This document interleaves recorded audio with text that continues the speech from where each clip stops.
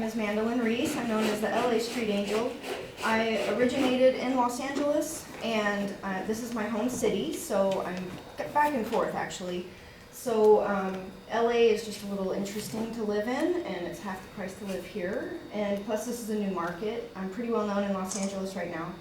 I got a calling, a divine higher calling that hit me to spread kindness when I moved to LA on my second day living there. So I started dressing like an angel, and I thought I was completely crazy, but I was acting on a calling, and I had that courage to take that first few steps and go out on the street corner. Even though I had no friends and I had no job and I didn't even know anybody in Los Angeles, I took that leap of faith, and I was shaking like a leaf, but I had to start somewhere. So if you're about to be pursuing your dreams or working on them, you have to have that courage. You have to take those first few steps, even if it's scary, even if people are holding you back. Just do it. If it's in your heart to do it, in your soul, you can find the courage and the faith to do it. So I just want to tell you a little bit about my story.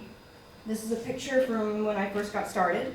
My first week, I had no idea what I was doing, but I knew I had to do it, so I just put some posters together and I went out. And then after just a year, I got to be on stage at the LA Music Awards.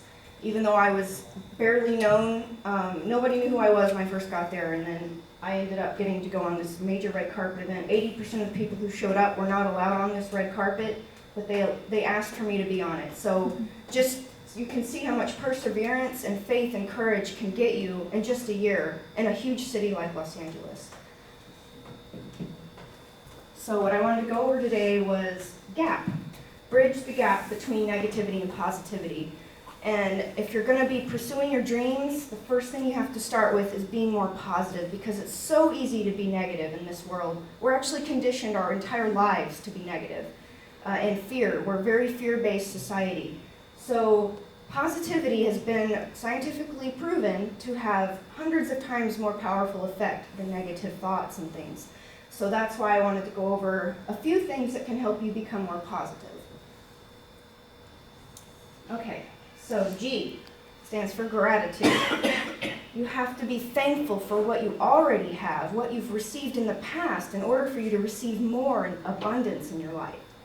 So to get started, make sure you say thank you for things that other people do for you. Because not only does it make you feel good to say thank you, but you're validating their behavior and their action, and hopefully that reinforces what they have done, and they'll do it more. And then, let's see, so what I mentioned is being grateful for things in the past to order to receive more. Definitely want to count your blessings and just focus on those good things that you have, because once you start really focusing on the good in your life, you're going to just feel that growing in yourself. You're going to be like, wow, I really do have so much to be thankful for. I can see, I can walk, I have money right now, you know, I have a lot of things that other people don't. So once you can focus on that, then you can work on getting more. When you focus on your complaints and negativity, then it really makes you feel down, right? You just kind of feel like, oh, like a slump. But when you flip it, shift your perspective, you're going to be feeling better. So this is one of the posters I went out with around LA, which everyone really liked it. But it made me kind of scared to have this one, because I didn't know if it was like too much in people's face, you know, like more happiness starts with being grateful for what you already have. Because in Los Angeles, there's so much money and so much power and a lot of celebrities there, but there's a lot of negativity and darkness and road rage, and people are just on this treadmill and they've lost sight of what's important in life. All right, so filling in the gap. A stands for attitude. So make sure that you have awareness of how you're feeling throughout the day. What is your attitude? Did you wake up grumpy? Are you focused on how you hate work? Or, you know, what can you be positive about? What can you be thankful for? Be careful to not take your anger and frustrations out on other people. Because when you do, it's going to come back at you. Because let's say you're in a good mood and you encounter somebody who's just really down and cranky. Doesn't that affect you? Have you noticed? Like you feel down when you're around somebody who's like grouching at you. So relationships are your mirrors. If you're aware of what you're putting out, then you're going to be getting better back, because you're putting more positive vibes out there.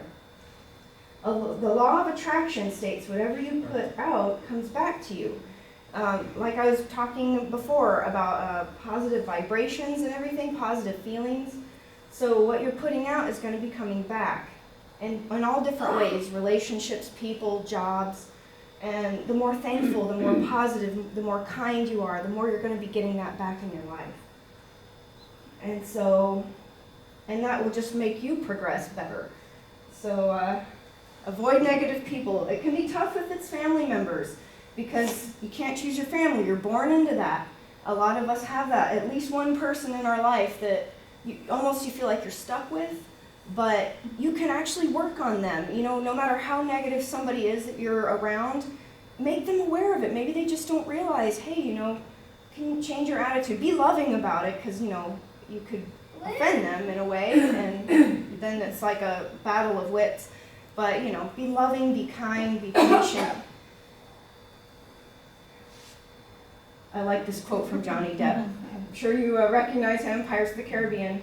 The problem is not the problem, it's your attitude about the problem. I just thought that was a cool quote I want to share with you. And lastly, P stands for patience. Patience with others, especially children. If you have a child with autism, you're going to be learning patience more than a lot of other people might have to deal with. I know Ron was talking about that when I first met him. He was saying I learned so much patience. And patience is a virtue. There's a reason for that. If you can be patient, you're going to feel more balanced actually within yourself. You're going to catch yourself from spewing anger unnecessarily. And also, it's very important to have patience for the things that you want in life. You are probably a very busy person. You have a lot of things pulling on you. You have a lot of obligations. But if you can have patience for the things that you want, it takes some time for those things to show up in your life. And it takes work and it takes effort. And it's good to pray. Whether or not you believe in God, pray to the universe. It's good to put your requests out there. There is some magic and there is supernatural in this life. And it's good to pray. And visualizations, the thoughts and visualizations have to come before you can have it manifested in the physical. So do those things. Write down a bucket list, things you want to do in life. Start there. Just have a list, and as you get them done, cross them off. You'll feel so great about yourself and happy that you got those things done. And you never know when things that you want and need are going to show up. They'll just show up. So leave it up to God and the universe for those things to show up in your life. But don't lose faith. Just keep trying, keep working at it, and you'll see little miracles showing up as you go along.